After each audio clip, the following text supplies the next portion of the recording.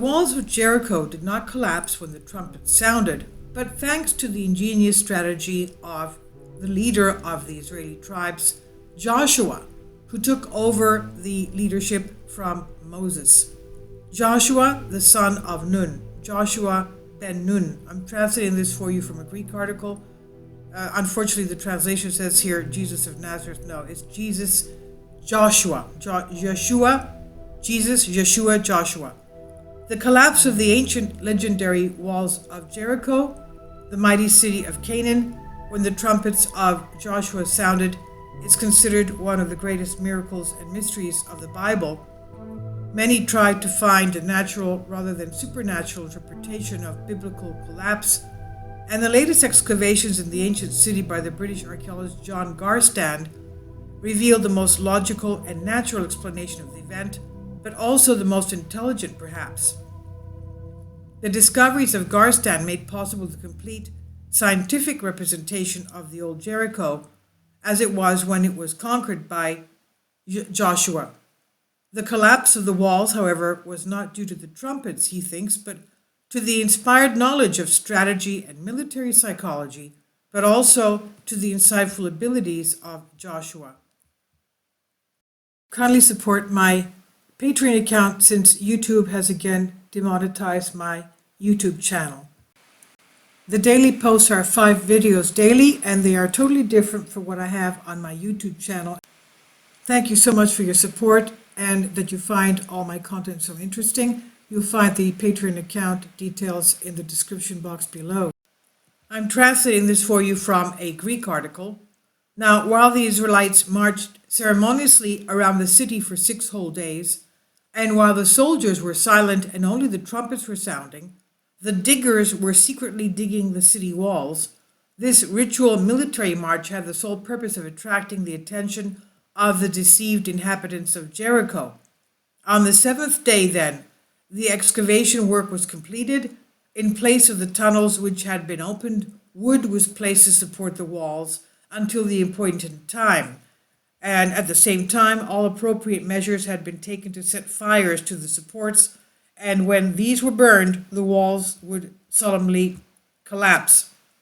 On the 7th day, there was an even greater need to divert the attention of the inhabitants from the secret work that was being done underground in the walls, and to cover in every way the noise of the final preparation.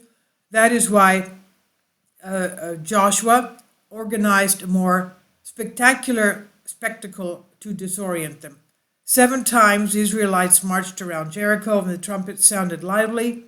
The besieged, looking puzzled, they did not know what to put their minds on to, what to think of all this. Then the 7 flutes arrived, the trumpets, the signal of the arsonists to set fire, which would destroy the wooden supports and cause the walls to collapse. The fires were kindled and the walls were torn down, as the Bible describes in detail. So it was really never a clever trick of Joshua. It was basically psychology. Now, archaeologist John Garstang was able to locate the ruins of the walls with visible traces of their excavation, although more than 3,000 years had passed. While patiently researching the fortifications of the time and of the diverse Joshua, the British archaeology discovered that Jericho occupied a smaller area than originally estimated. It looked more like a big village. From 2000 to 1800 BC, Jericho occupied an area of about 120 acres and had an amphitheater fortress at the top of the mountain, which dominated the surrounding valleys. The ruins of the old walls embraced the edges of the mountain. A deep moat stretched around the walls as an auxiliary fortification. One of the interpretations of the collapse of the walls of Jericho was that the ritual and synchronized course of the Israelites for days, non-stop, all around them, finally affected their foundation and thus collapsed. There is some scientific possibility in this, but no natural scientist could accept this theory of their destruction. The other theory, which spoke of a strong earthquake, was also rejected, as nothing relevant was found. John Garstand also discovered that Jericho had 2 walls, The outer 2 meters thick and the inner about 4 meters thick. This reminds us of the inner and outer walls of the city of Constantinople, today's Istanbul. Now, in addition, Bible scholars have observed the strange repetition of number 7 in the biblical story of Jericho. The army marched in unison and relentlessly around the city for 7 days. On the seventh day, he went around the city 7 times. 7 priests led the detachment of the 7 trumpeters, who blew the trumpet 7 times.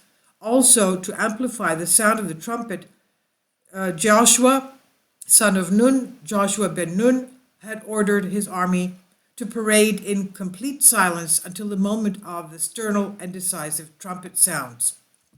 All this, according to the renowned British archaeologist, proved a deep knowledge of psychology on the part of the Israeli general Joshua.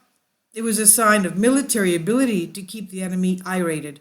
If we add the fear to the uncertainty, when the besieged were obviously doomed by definition. However, the number 7 was also chosen wisely, as it was considered a magical and sacred number by the ancients. Surely, on the 7th day of that strange parade of the enemies, the inhabitants of Jericho were certainly extremely disturbed and would expect the worst that could happen to them. John Garstand intended to return to the area soon and bring to light as much information as possible about the destruction of this ancient biblical city. And this was originally published on a Greek newspaper, the Nightly, I Βραδινή, July 23rd of 1931. And I've translated this from a Greek article for you. Please leave your comments and thank you for your support.